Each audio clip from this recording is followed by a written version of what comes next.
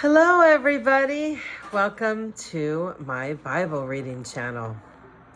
My whole family is together tonight, so there's lots of fun stuff going on. So you may hear some people in the background talking and laughing, but that's a good thing, right? Today is April 25th, 2 Samuel 8:15 through 18. David's justice as king. So David reigned over all of Israel and did what was just and right for all of his people. Joab, son of Zerath, was commander of the army. Josaphat, son of Ahilud, was the royal historian. Zadok, son of Ahitub, and Amalek, son of Abiathar, were the priests. Sariah was the court secretary. Benaiah, son of Jehoiada, was captain of the king's bodyguard, and David's sons served as priestly leaders. 1 Chronicles 18:14 through 17. So David reigned over all of Israel and did what was just and right for all of his people. Joab, son of Zeruiah, was commander of the army. Josaphat, son of Ahilud, was the royal historian. Zadok, son of Ahitub, was Amalek, son of Jehoiada. Abiathar were the priests. Sariah was the court secretary. Benaiah, son of Jehoiada, was the captain of the king's bodyguard, and David's sons served as the king's chief assistants. 1 Chronicles 6:16 through 30. The Levite clans. The sons of Levi were Gershon, Kohath, and Merari. And the descendants of Gershon included Libni and Shimei. The descendants of Kohath included Amram, Izhar, Hebron, and Uzziel. The descendants of Merari included Mali and Mushi. The following were the Levite clans, listed according to their ancestral descent. The descendants of Gershon included Libni, Jahath, Zimna, Joah, Iddu, Zuri, and Jeratharai.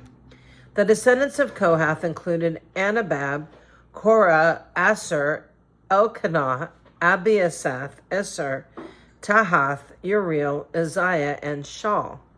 The descendants of Elkanah included Amasai, Amioth, Elkanath, Zophai, Natheth, Eliab, Joaham, Elkanah, and Samuel.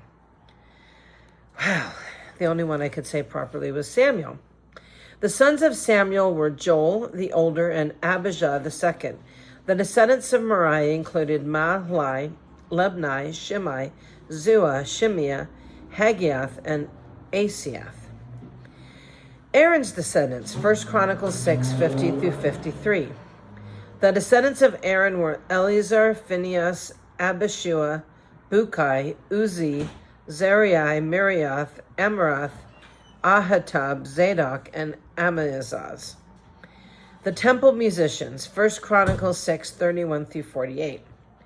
David assigned the following men to lead the music at the house of the Lord, and after the ark was placed there, they ministered with music at the tabernacle until Solomon built the temple of the Lord in Jerusalem. They carried out their work following all the regulations handed down to them. These are the men who served along with their sons. Heman the musician was from the clan of Kohath.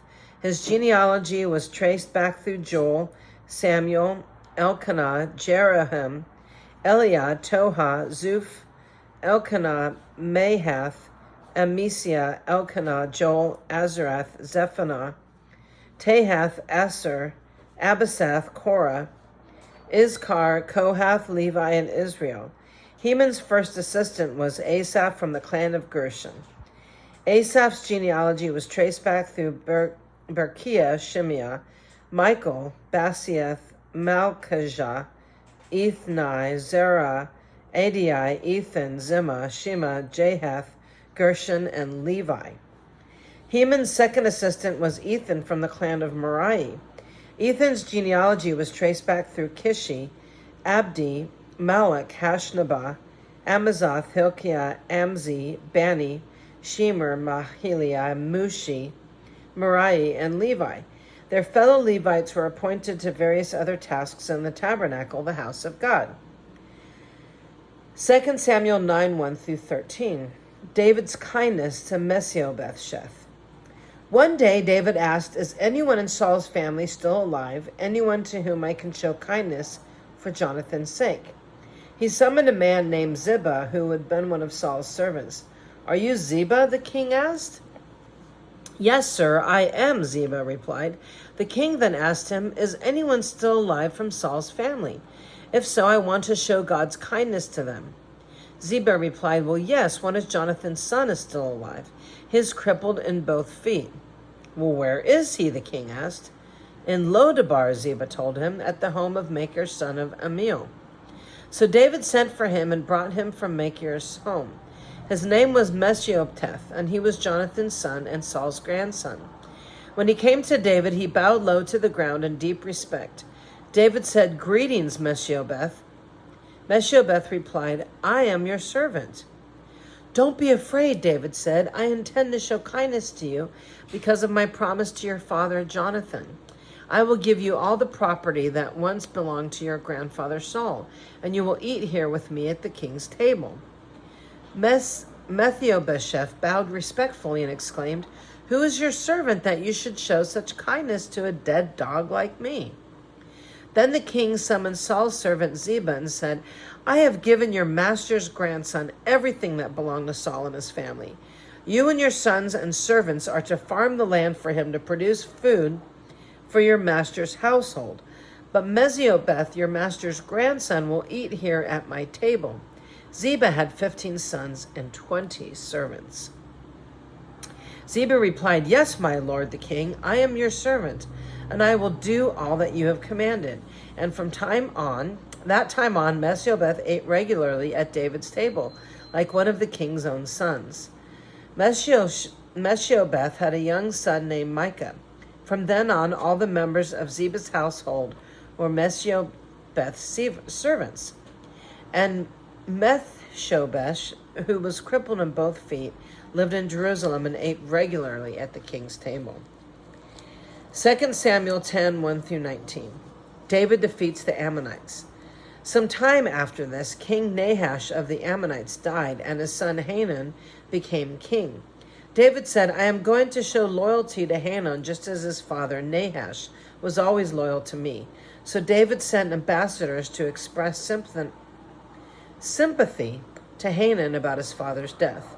But when David's ambassadors arrived in the land of Ammon, the Ammonite commanders said to Hanun, their master, do you really think these men are coming here to honor your father? No, David. David has sent them to spy out the city so that they can come in and conquer it. So Hanun seized David's ambassadors and shaved off half of the man's beard, cut off their robes at the buttocks, and sent them back to David in shame. Oh, God. Can you imagine shaving off only half your beard, cut off their robes at the buttocks? I mean, that's what the Bible says, and sent them back to David in shame. When David heard what had happened, he sent messengers to tell them, stay at Jericho until your beards grow out and then come back. See, I was thinking cutting their beard in half like this. Kind of like the Mad Hatter in Alice in Wonderland, you know? But apparently they were cutting their beard off like this. Because I guess you're supposed to have like a long ZZ Top kind of beard. I don't know. But that makes more sense that they would say, grow your beard back. Okay. So stay at Jericho until your beards grow out, then come back, for they felt deep shame because of their appearance. Well, I know how that feels. That's why I do what I do for a living. I'm in the beauty business. I'm a hairdresser. So I understand that. Apparently, people from the beginning of time have felt shame about how they look. Well, that's just the human condition. So, when the people of Ammon realized how seriously they had angered David, they sent and hired 20,000 Armenian foot soldiers from the lands of Beth Rehob.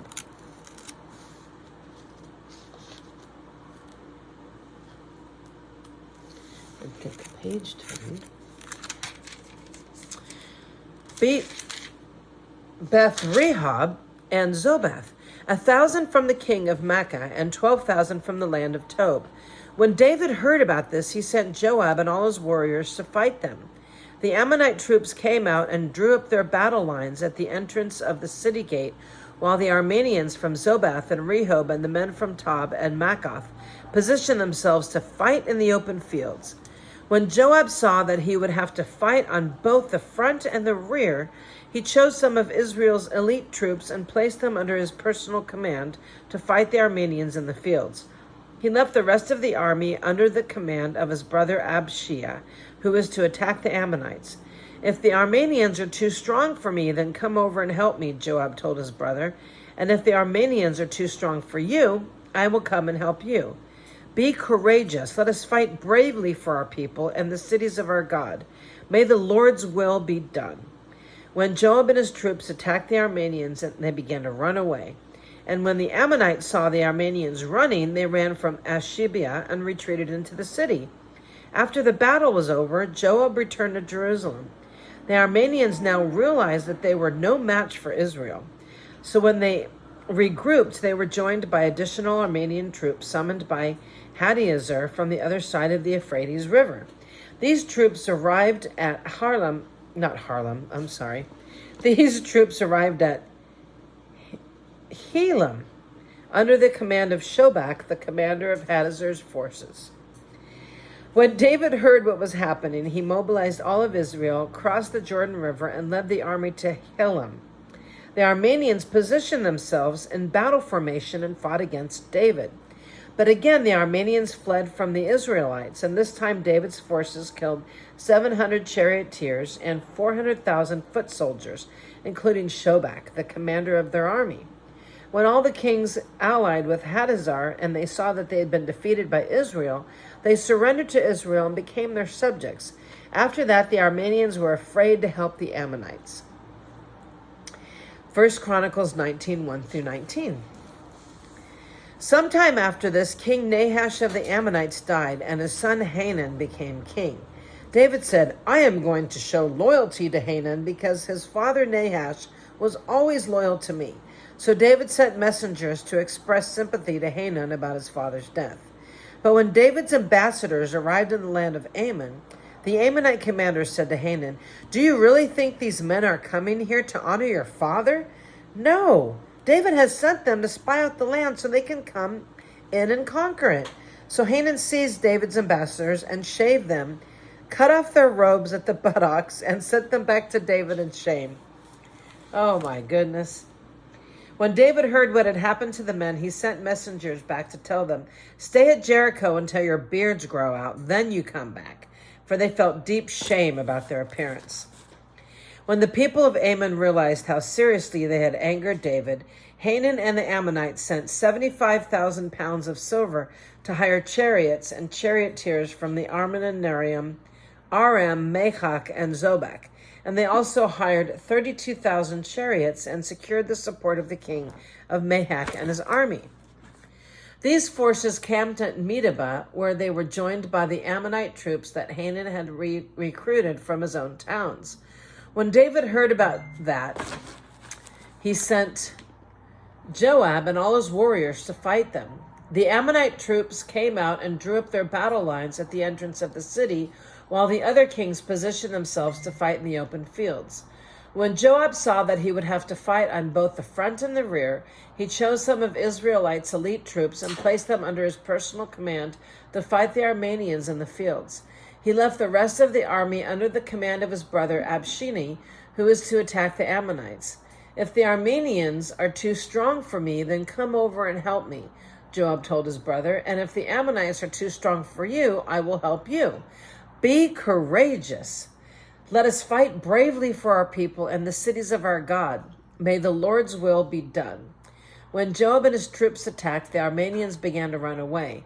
And when the Ammonites saw the Arameans running, they also ran from Abishai and retreated into the city. Then Joab returned to Jerusalem. The Arameans now realized that they were no match for Israel. So they sent messengers and summoned additional Armenian troops from the other side of the Euphrates River. These troops were under the command of Shobak, the commander of Hadi's forces. When David heard what was happening, he mobilized all of Israel, crossed the Jordan River, and positioned his troops in battle formation. Then David engaged the Armenians in battle, and he fought against them. But again, the Armenians fled from all the Israelites. And this time, David's forces killed 7,000 charioteers, 40,000 foot soldiers, including Shobak, the commander of their army. When Hadazai's allies saw that they had been defeated by Israel, they surrendered to David and became his subjects. After that, the Armenians were no longer willing to help the Ammonites. They said, "No way, we're not helping you anymore." Sounds kind of crazy. But anyhow, that is tonight's reading. And I heard all kinds of fun laughter coming from the room over there. I was kind of hoping you guys would be able to hear it. It was really fun. But they were being quiet and respectful. So I hope you have a good evening, and thank you for joining me, and I will be back tomorrow. Have a great night, and God bless.